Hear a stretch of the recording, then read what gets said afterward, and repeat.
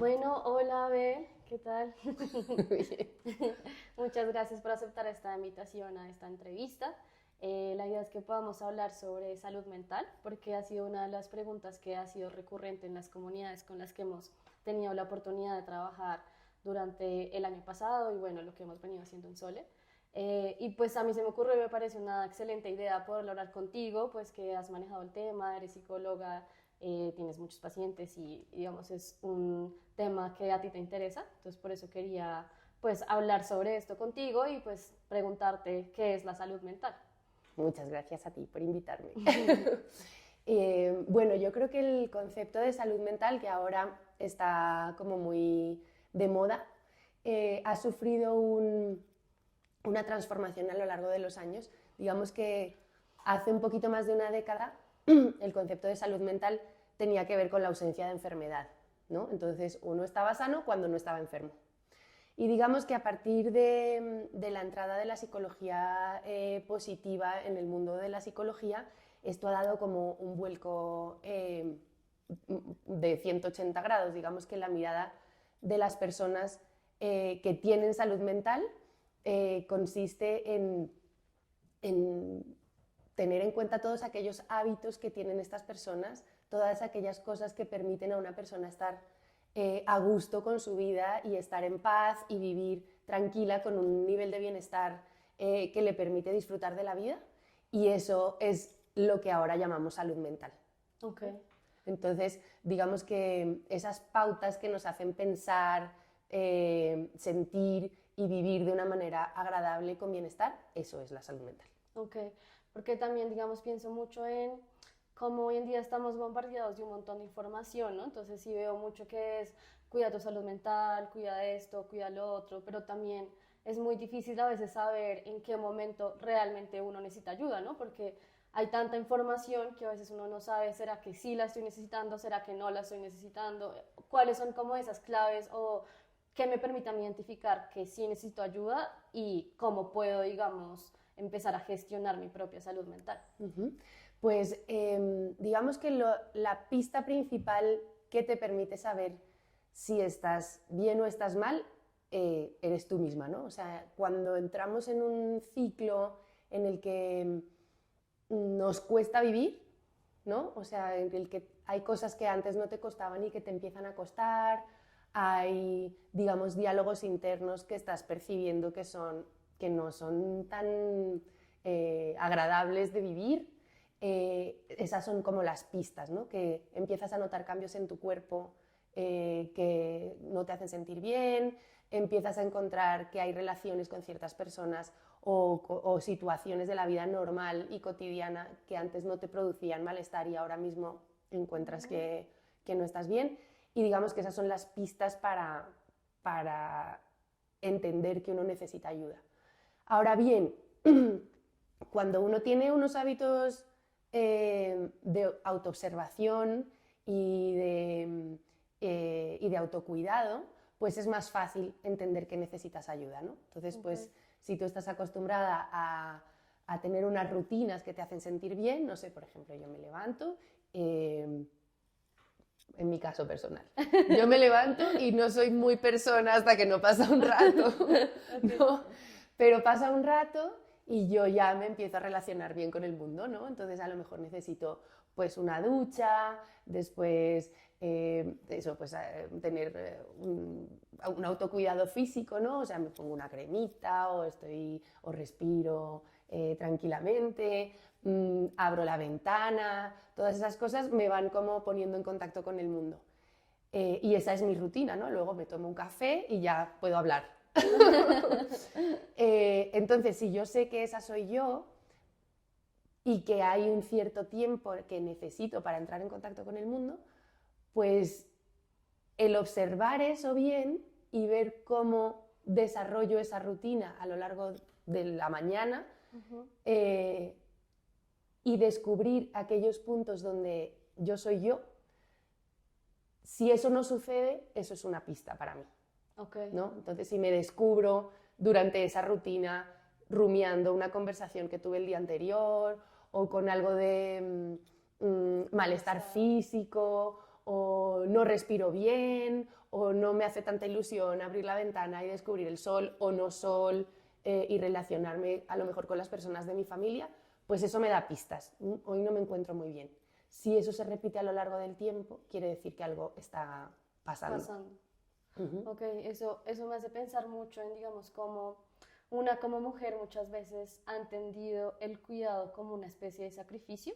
Entonces, como una vez se está pensando en, no sé, tengo que hacer el desayuno, en mi caso particular, a mí me gusta mucho desayunar con mi pareja cuando nos levantamos, entonces yo a veces pienso en, sí, quiero levantarme y quiero tener un momento para mí, pero también muchas veces quiero levantarme a hacer el desayuno para el otro, y como que ese cuidado del otro se empieza a volver como un cuidado de mí, pero en realidad a veces eso como que se trastoca, entonces uno termina perdiéndose en cuidados de otros, sacrificando momentos que son importantes del cuidado de uno mismo, porque, no sé, así nos educaron o porque así nos hicieron creer que eso era el cuidado y que eso hacía parte, digamos, de lo que implica ser mujer y demás, pero entonces eso me hace pensar mucho en cómo, o sea, cómo hacemos para mujeres, como mujeres para tener más clara y más consciente esa relación con nosotras mismas y con esos espacios que son vitales para que no los confundamos como el espacio que compartimos con otros o con el cuidado de otros y demás. Eso que dices es muy importante y también recojo un poco lo que has dicho antes del bombardeo de información, ¿no? Entonces, parece que uno necesita siempre las 5 claves para autocuidado, exacto, los 5 pasos para descubrir si te estás cuidando bien o no. Y yo, en mi opinión, la vida es mucho más que 5 pasos y la vida es mucho más, y el autocuidado es mucho más que 5 pasos. Volvemos a la autoobservación, ¿no? O sea, el observar si yo estoy haciendo esto porque a mí me gusta o porque es un espacio común o por qué necesito yo ese espacio común hoy a lo mejor o llevo toda la semana dándole prioridad a ese espacio común y no al mío, son pistas, ¿sabes? Es muy importante y rescato mucho lo que dices, que las mujeres tendemos a sentir esos espacios comunes y el cuidado del otro como un cuidado propio. Sí.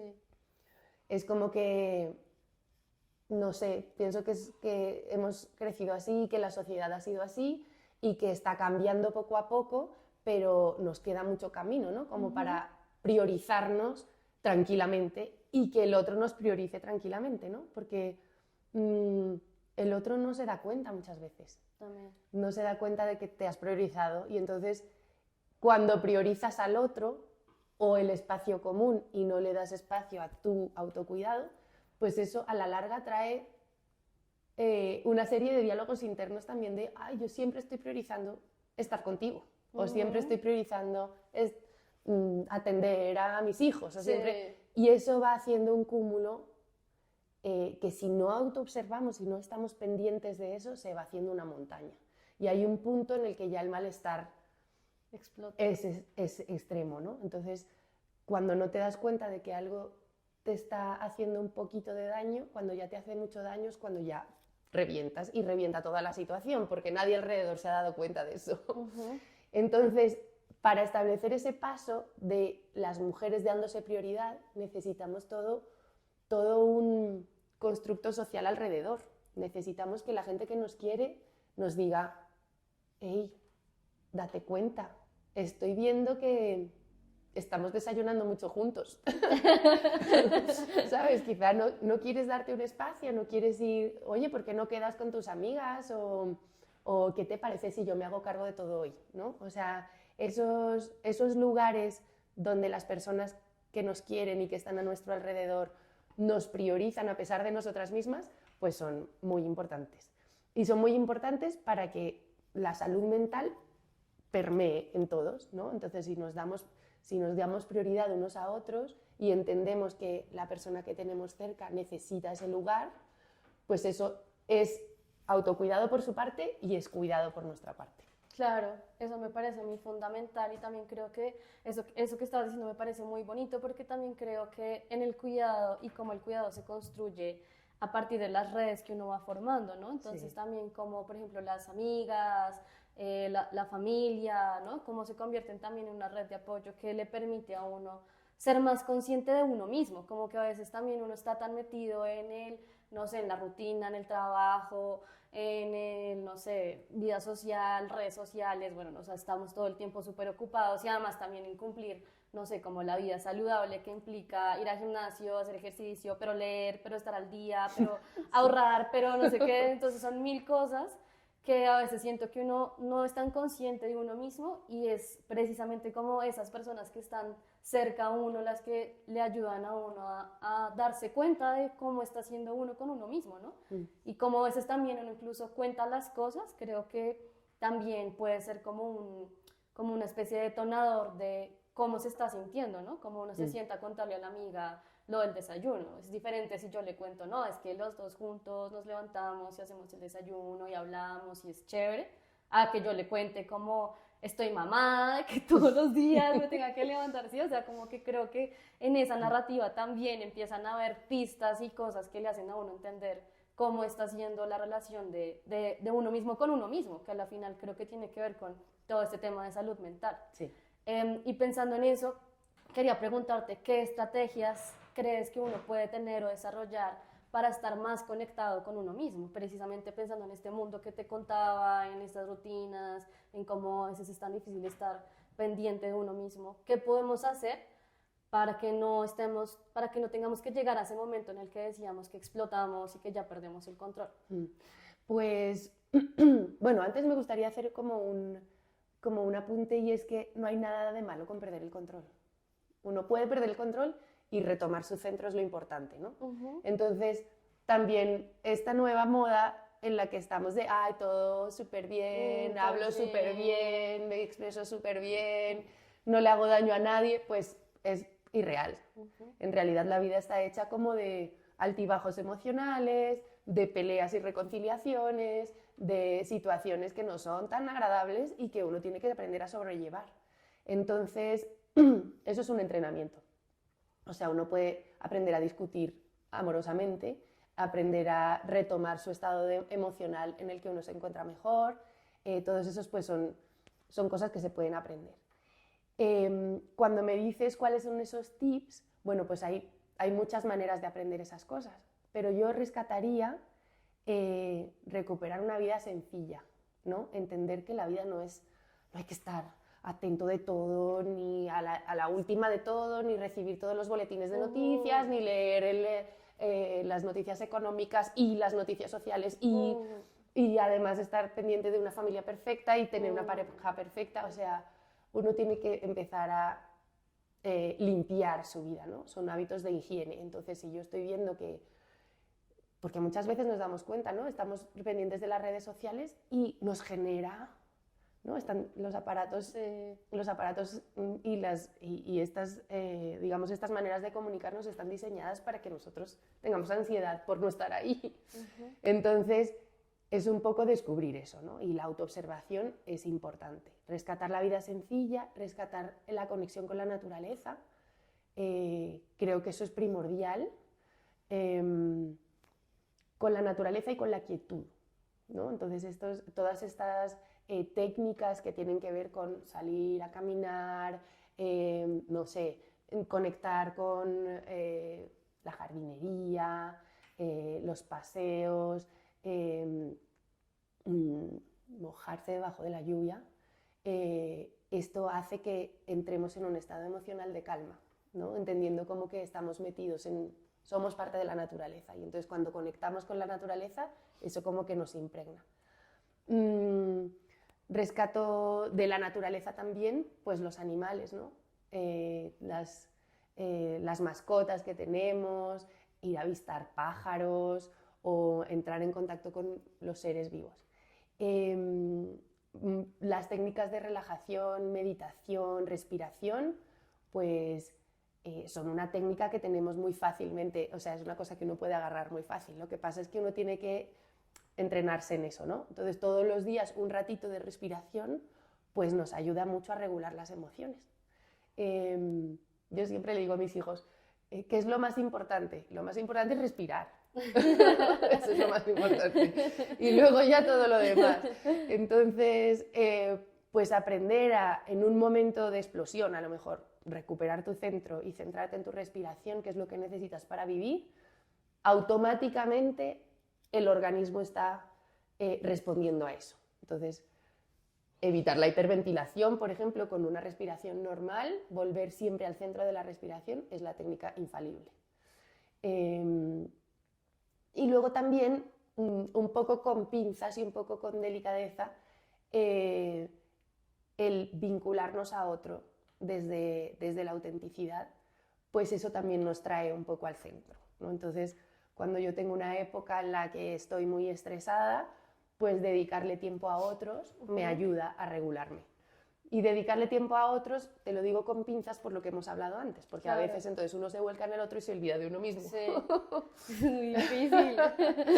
Pero yo creo que si sigues ese orden, digamos, me centro en mi respiración y en respirar todo el tiempo y en hacer consciencia en esa respiración, conectar con la naturaleza, pero la naturaleza tampoco te tienes que ir al páramo, o sea, la tienes rodeándote, ¿no? Entonces esta planta es naturaleza, mi mascota es naturaleza, salir a la calle a respirar y a tomar un poco de aire también es naturaleza, y luego retomar ese contacto auténtico con el otro, en el que el otro es importante, en el que el otro me conecta con mi propia necesidad o incluso me hace ver la realidad desde otro ángulo, ¿no? Entonces, pues a mí me pasa con mis hijos que cuando estoy enfadada y me centro en ver cómo ven ellos la realidad que a mí me está enfadando, pues me quita peso, claro. ¿no? Porque además yo puedo estar súper enfadada porque, no sé, porque no están a tiempo donde tienen que estar y mi hijo está viendo lo bonito que es este pedacito de hoja. Claro. Entonces es como, bueno, pues claro, él no puede estar a la misma velocidad que yo porque está viendo otra cosa. Qué lindo. Creo que eso es lo que rescataría. Y que creo que al final eso que dices y que cuentas de tu relación con tus hijos tiene que ver mucho como con una mirada muy compasiva también sobre el otro, ¿no? Como que a veces, o bueno, estoy hablando también mucho sobre mí mismo, porque no puedo hablar desde otro lugar, pero sí creo que a uno a veces le pasa que sea muy duro, ¿no? Y creo que todo el tiempo uno tiene como no sé si es como una especie como de papá súper regañón o qué es, pero uno tiene ahí como alguien que es uno mismo, no es otra persona, es como solo uno mismo que está todo el tiempo diciendo como, no llegaste a tiempo, no sé qué, se te olvidó, no sé qué, esto. Y muchas veces no reconocemos lo lindo, sino que le damos más valores como a lo que, no sé, como a la carencia, a lo que nos falta y no nos damos como ese lugar de valorar también como esos pequeños momentos de la vida que son preciosos, que es como una hoja, ver un pájaro, lo que sea, ¿no? Y creo que vale mucho la pena también cambiar esa noción y esa mirada tan juzgativa sobre uno mismo y más bien empezar a hablar más como de la compasión, de entender al otro por lo que es, ¿no? O sea, y como de también tener la capacidad de ponerse en ese lugar del otro sin juzgarlo y de mirarse a uno mismo también sin como tanta autocrítica, creo que a veces es muy dura con uno mismo. Yo siempre pienso que la vida es esto, entonces vinimos a vivir y no pasa nada, o sea, en realidad no pasa nada con nada. O sea, tú puedes hacer muy, muy, muy mal una cosa y siempre habrá maneras de o no volverla a hacer o hacerla mejor o pedir una disculpa o bueno, a lo mejor hay algo que sí la embarraste horrorosamente, pero no pasa nada, la vida sigue y lo importante es respirar, ¿no? O sea, estamos aquí para eso, para vivir, para aprender, para estar juntos y a veces no es fácil, pero es lo que venimos a hacer. Ya. Entonces, hacerlo lo mejor posible y de la manera más alegre posible y de la manera que te genere más bienestar, pues es importante. ¿Qué pasa? Que cuando uno descubre que su bienestar incluye a la naturaleza, al entorno y a las personas con las que vives, pues eso también te ayuda, porque cuando tú cuidas lo que está a tu alrededor, pues lo que está a tu alrededor también te cuida a ti. Claro. Entonces es una simbiosis, ¿no? Tratar de tener unas buenas relaciones con tu entorno y con las personas que te rodean, pues es un colchoncito donde uno se encuentra bien la mayoría de las veces. Ay, qué lindo, me encanta. Pero bueno, y digamos, ¿en qué momento tú crees que uno ya tiene que porque hoy en día siento que está muy también de moda, no sé, como ir al psicólogo, psicoanálisis, hay un montón de terapias, o sea, como que creo que cada vez estamos más abiertos a ir a como una consulta periódica que tenga que ver más con la mente, no solo con el cuerpo, porque creo que antes sí era más como de, pues casi nadie iba al psicólogo, ir al psicólogo es como cuando ya tienes un problema pues gravísimo, y aún así igual creo que hay mucho trabajo ahí, porque digamos uno en un trabajo sí tiene la capacidad, digamos, de tener una incapacidad cuando tiene, no sé, una enfermedad, no sé, que el amigdalitis o lo que sea, entonces uno pues pide la incapacidad y no va al trabajo, pero digamos, ¿qué pasa en el momento en el que uno, no sé, tiene una depresión o algo así? Pues no existen ese tipo de mecanismos para tener como un momento para estar con uno.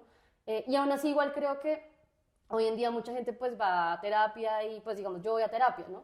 Pero entonces pienso en qué momento uno sabe que necesita ya ayuda de un profesional y no sirve solamente como estar con la naturaleza, compartir con las personas que quieres, cuidar a otros, sino que ya en verdad te das cuenta de no, esto se me está no saliendo de control, porque tienes razón, no se trata de que se salga de control, sino de volver al centro, sino como esto ya me sobrepasa, o sea, como en verdad no, sí, estoy perdida totalmente, necesito a un otro, en qué momento sé y sí, como si puedes darnos más pistas al respecto. Eso puede pasar y de hecho pasa. Mm, digamos que con las personas con las que yo trabajo siempre les digo, esto es como ir al gimnasio, ¿no? Entonces, el ámbito de la salud mental tiene diferentes profesionales que te pueden ayudar puntualmente a superar las dificultades que tengas. Entonces, de la misma manera que vamos a ejercitarnos, o sea, hay personas que se matan en el gimnasio y que les gusta estar súper fuertes, que se dedican a una disciplina y que están muy enfocados en mantener una condición física. De esta manera también hay, pues casi siempre esos mismos deportistas están enfocados en mantener una forma mental, ¿no? Entonces tienen un coach, igual que tienen un coach físico, tienen un coach emocional o orientado a la psicología, que está pendiente de que ese cuerpo esté sintonizado con una mente en la misma disciplina, ¿no? Pero luego pues hay personas que les gusta ejercitarse pues para mantenerse elásticos, para que no les duela la espalda, y ese tipo de, digamos, de práctica física tendría, digamos, entre comillas, me van a matar mis colegas psicólogos, pero tiene como una equivalencia en cuanto a la atención psicológica. Entonces tú puedes ir donde un profesional de la psicología a tener un mantenimiento emocional, ¿no? Entonces hay gente que, no sé, 2 veces al mes, una vez a la semana o una vez cada 10 días, pues tiene su coach, que muchas veces es psicólogo o es una persona experimentada en estos temas, normalmente certificada, pues que te ayuda a superar las dificultades que tienes puntualmente como un mantenimiento emocional, ¿no? Entonces, en lugar de explotar muchas veces, pues no explotas muchas veces porque tienes una práctica emocional en la gestión de las emociones, ¿no?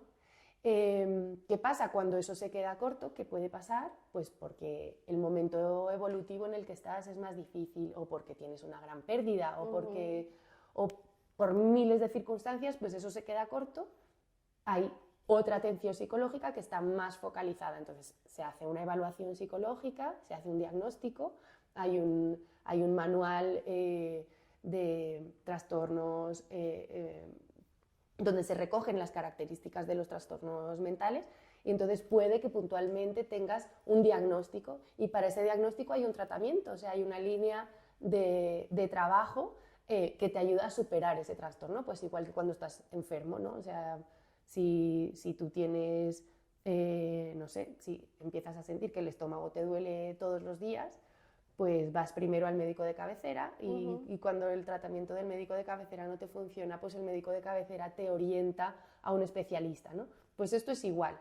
Tu coach de cabecera o tu psicólogo de cabecera puede decirte, mira, yo creo que esto que está pasando, es más, debe decirte, y las personas que nos movemos en ese ámbito somos muy conscientes por nuestro código deontológico y lo que hemos aprendido, que cuando llega un cliente o un paciente que tiene puntualmente una dificultad, tú puedes ver que no eres experto en esa dificultad.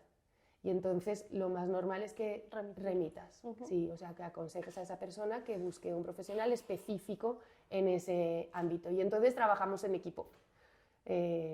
La dificultad puntual pues hace que ambos profesionales decidan una línea de trabajo para esa persona.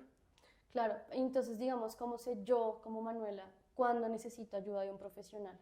Fundamentalmente cuando la cosa que está pasando supera tu capacidad de gestión.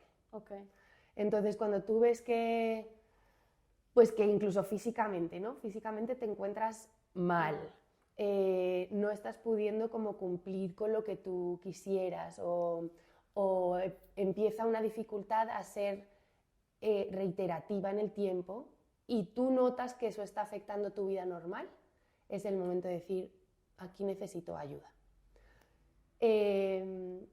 Eso no quita que tú estés haciendo una gimnasia emocional, ¿no? Entonces tienes la persona, no sé, en tu caso pues puede ser un psicólogo, puede ser un coach, puede ser un homeópata, puede ser un acupunturista, hay muchas profesiones que se dedican al bienestar, ¿no? Entonces esas personas que están alrededor tuyo son también un indicador, oye, yo creo que necesito ayuda en este momento, y ese profesional te puede decir, ah, pues sí, puedes estar necesitando ayuda. O alguien muy cercano a ti, hay que coger esto con pinzas, ¿no? Sí. Porque también existe mucho ser patológico por ahí, sí. Entonces que te digan, no, la que necesitas ayuda eres tú, sí. ¿No? O sea, fundamentalmente es el malestar emocional o físico que tú tienes de forma prolongada el que debe ser un indicador de aquí hay algo que no puedo resolver por mí mismo. Ya. Muchas veces cuando tus relaciones sociales se ven afectadas, ¿sabes? Cuando una situación te saca de tu lugar, de las personas que te quieren, de donde tú te encuentras bien, eso es una situación que hay que estar vigilando. Claro. Entonces, bueno, te puede servir de lo que te dicen tu entorno de confianza, ajá. Te puede servir de lo que tú estás viendo que no está funcionando y sobre todo el sufrimiento es un indicador muy importante y definitivo para ir a buscar ayuda. Okay. Y digamos, en este tipo de trastornos que creo que además hoy en día mucha gente los padece como la ansiedad, ¿no? O sea, como la ansiedad creo que es uno de los trastornos que es como más sufrido mundialmente actualmente. ¿Tú crees que eso tiene algo que ver, como digamos, con el contexto social, como con el mundo en el que vivimos? ¿O tú crees que ese tipo de, digamos, como enfermedades mentales que hoy en día están saliendo más a la luz simplemente tiene que ver como con el hecho de que podemos hablar más de estas cosas y que encontramos espacios más seguros para hablarlas, para tratarlas, que estamos más abiertos a tener discusiones y le estamos prestando más cuidado realmente a nuestra mente? O bueno, ¿cómo ves eso ahí? Pues yo creo que es una combinación de las dos. Antes no sabías qué era la ansiedad, pero ahora como estamos hablando de ello, hay mucha gente que dice, pues es que eso me está pasando a mí, ¿no? O las características de la depresión. Antes no se sabía que era una depresión, antes la persona que estaba deprimida era un tío tuyo que nunca salía de su cuarto y pues parece que era una depresión, pero nadie sabía. Sí. Lo bueno que tenemos en este momento es que toda esta información se está socializando y entonces somos capaces de descubrir qué es lo que nos está pasando y decir, pues yo estoy pasando por eso, ¿no? Yo levanto la mano, necesito ayuda. Eso te permite. También ese exceso de información pues puede hacernos creer que estamos pasando por un momento y que quizás sí podemos gestionarlo. Pero yo sí creo que es importante hacerle caso. O sea, si a ti tu intuición te dice, pues yo creo que puedo estar pasando por un episodio de ansiedad, hazle caso. O sea, es importante. Hay mucha información en internet. Siempre decimos, y en Sole lo decimos mucho, y es que es muy difícil encontrar información falsa en internet salvo cuando hablamos de religión y de política. Pero el acceso a esta información y a las características que tienen los trastornos mentales es muy fácil, y es muy fácil tener no sé, como unas pinceladas de lo que puedes estar pasando, y eso te permite pedir ayuda, ¿no? No obsesionarse tampoco, porque también uno puede empezar, oh, yo tengo esto, yo tengo esto, yo tengo esto, y entrar como en una hipocondria que puede ser, Sí. pero sí creo que el trabajo de autoobservación y de decir, pues quizá puedo tener algo de eso, tanto en la salud física como en la mental, ¿no? O sea, puedo preguntar. Claro. Puedo tener una consulta con un especialista de la salud mental y decir, no sé, yo me encuentro así. Sí. Y si en la evaluación el diagnóstico es, pues no, puedes tener unos rasgos, ¿sabes? Trabaja aquí, trabaja allá, pues ya uno va Sí, creo que eso es muy importante, ¿no? Como no autoevaluarse a uno mismo, que creo que es lo que pasa muchas veces. Uno termina, a mí me pasa, no sé, que me duele el estómago, entonces busco en Google y luego sale como Tienes no todo. tienes cáncer, y es como no tengo cáncer. Entonces sí creo que es muy importante como no autoevaluarse o autodiagnosticarse, pues sin ser un profesional.